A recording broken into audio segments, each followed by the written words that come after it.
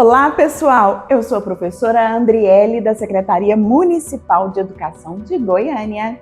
Você já reparou como sua sombra muda de lugar e de tamanho ao longo do dia? Às vezes, ela fica bem comprida e em outros momentos parece sumir. Mas por que isso acontece?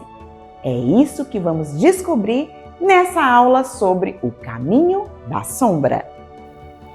Desde os tempos antigos, muito antes de existirem relógios, celulares ou calendários, as pessoas já tinham vontade de saber as horas.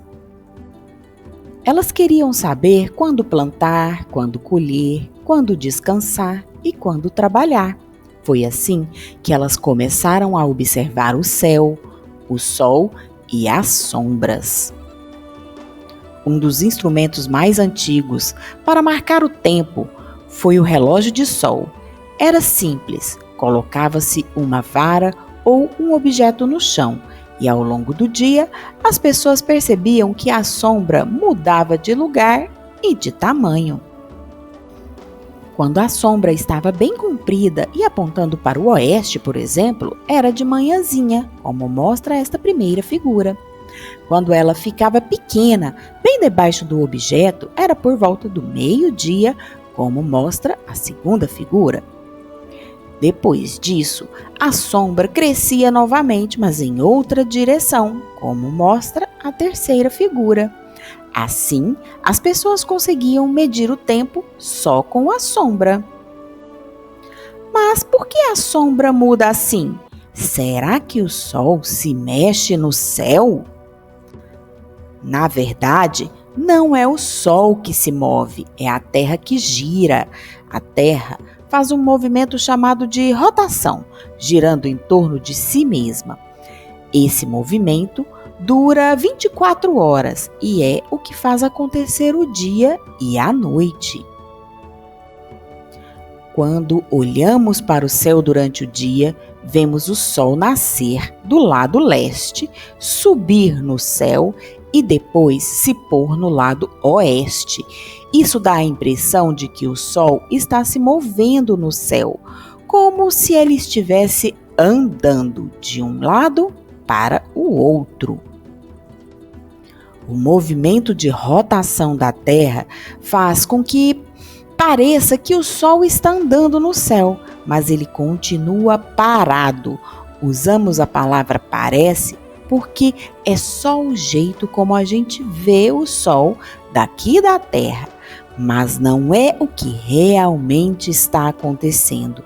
Esse tipo de ilusão é chamado de movimento aparente.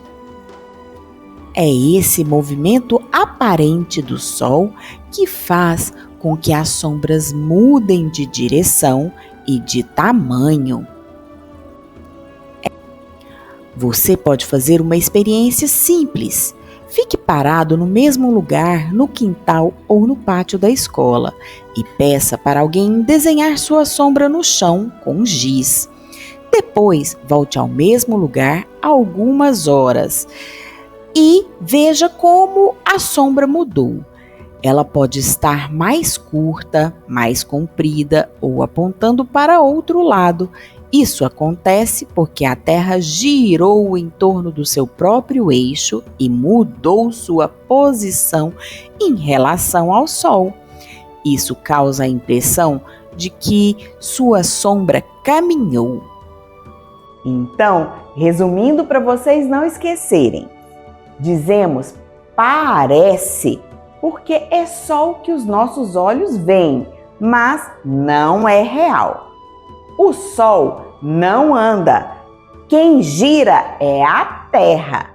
Chamamos isso de movimento aparente do Sol porque é só uma aparência, não um movimento de verdade. A Terra gira em torno de si mesma e este movimento se chama rotação. Está conseguindo acompanhar todas as informações até o momento? Vamos continuar com os nossos estudos. Como eu disse anteriormente, há muito tempo atrás, as pessoas começaram a tentar entender e contar o tempo durante o dia. Os egípcios, junto com alguns povos da Ásia Ocidental, foram os primeiros a dividir o dia em 24 partes. Como fazemos hoje, para saber a hora, eles criaram um instrumento muito inteligente e simples, o relógio de sol. Esse tipo de relógio usava uma haste em pé, vertical, colocada sobre uma base redonda. Quando o sol brilhava, essa haste fazia uma sombra que se movia ao longo do dia, marcando as diferentes horas conforme a posição do sol no céu. Acredita-se que os primeiros a usar o relógio de sol foram os babilônios, mas há registros de sua existência no Egito por volta de 1500 a.C.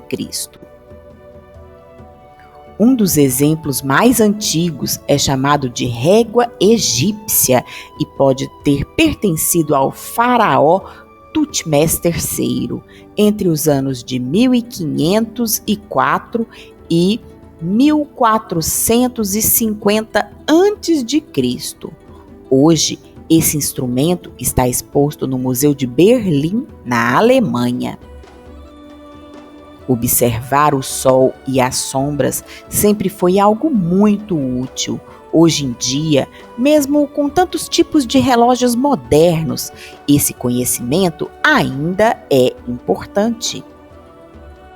Engenheiros e arquitetos, por exemplo, usam o estudo das sombras para planejar as construções das casas, prédios e escolas. Eles pensam onde o sol vai bater mais, em que horário vai estar mais quente e como aproveitar melhor a luz natural. Os fotógrafos precisam saber qual é o melhor horário para tirar uma foto com boa luz. Se o sol estiver muito forte ou no lugar errado, pode criar sombras indesejadas no rosto das pessoas ou nos objetos. Os agricultores cultivam plantas e alimentos e precisam entender como o sol ajuda as plantas a crescerem. Algumas plantas gostam muito do sol, outras preferem mais a sombra. Os paisagistas e jardineiros também usam esse conhecimento. Quando vão montar um jardim, eles escolhem onde cada planta vai ficar, observando se o local recebe luz direta do sol ou se está quase sempre na sombra. Isso garante que o jardim fique bonito e que todas as plantas cresçam saudáveis. Os meteorologistas que estudam o tempo também observam o sol e as sombras. Eles sabem que a quantidade de luz solar influencia na temperatura, nas chuvas e no clima. Tem também os astrônomos, que estudam os astros, como o Sol, a Lua e os planetas. Eles usam as sombras para entender como a Terra se move e como acontecem fenômenos como eclipses e fases da Lua. Como podemos ver, o conhecimento sobre o Sol e as sombras é muito importante em várias áreas.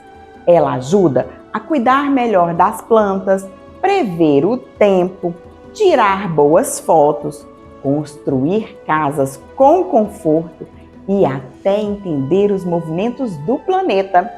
Saber observar o céu e as sombras pode parecer algo simples, mas é uma sabedoria que faz parte da história da humanidade e ainda nos ensina muito hoje. Espero que tenham gostado da videoaula de hoje e para expandir a sua aprendizagem, não esqueça de acessar o portal Conexão Escola e descobrir novos conteúdos. Vejo vocês na próxima aula. Até mais!